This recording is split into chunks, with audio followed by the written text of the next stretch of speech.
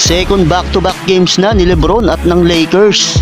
Matapos ang pagkatalo last game kontra sa Houston Rockets, hindi nga maglalaro si Anthony Davis sa laban na ito. Kaya starting center ng LA si Jackson Hayes. LA Lakers versus Atlanta Hawks. Magkakatapat ngayon ang dalawang player na nasa trade rumor, DeJounte Murray at D'Angelo Russell. Ngayong araw lang din mga idol, lumabas ang balitang balak ng i-trade ng Lakers si D'Lo, kung saan inoffer ng LA sa kampo ng Hawks si D'Angelo Russell, Jalen Hood-Schifino, kabilang ang drop compensation. Kapalit ang kanilang player na si DeJounte Murray. Hindi pa man na-trade si D'Lo.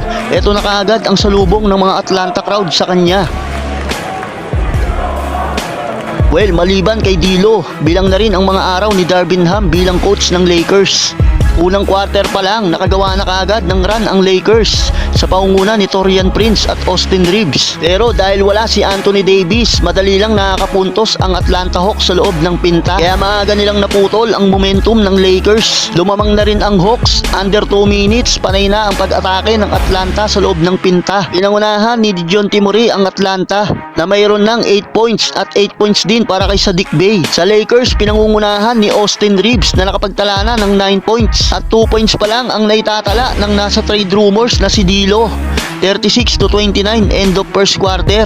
Hawks up by 7. Sa sumunod na quarter, sinimulan ni Vanderbilt at Hood ang panimulang opensa ng LA. Bumaon kaagad ng tag-isang dunk si Wood at si Bando. Muli namang gumawa ng momentum ang Atlanta, kung saan angat na sa double digits ang kanilang kalamangan. 2 tres ang binitawan ng Atlanta, isa rin kay Trae Young, at sinundan pa ng isang floater ng Atlanta superstar. Under 4 minutes, bagyang nakapag-run ang Lakers. Gandang assist ni LBJ sa dunk ni Jackson Hayes. Habang iwan naman sa spin moves ni Hachimura ang isang player ng Hawks. Baba na lang sa single figure ang lamang ng Hawks. Pero sagot din naman kaagad ng isang riding layup si DeJounte Murray. Gandang lob pass pa ni Reeves para kay LeBron. Fly high pa rin si Lolo Bron, mga idol, parang hindi 39-year-old. Well, matapos niyan, nagpabaon pa ng isang corner 3-pointer si Young. Nasinundan pa ng isang mid-range jumper ni Murray.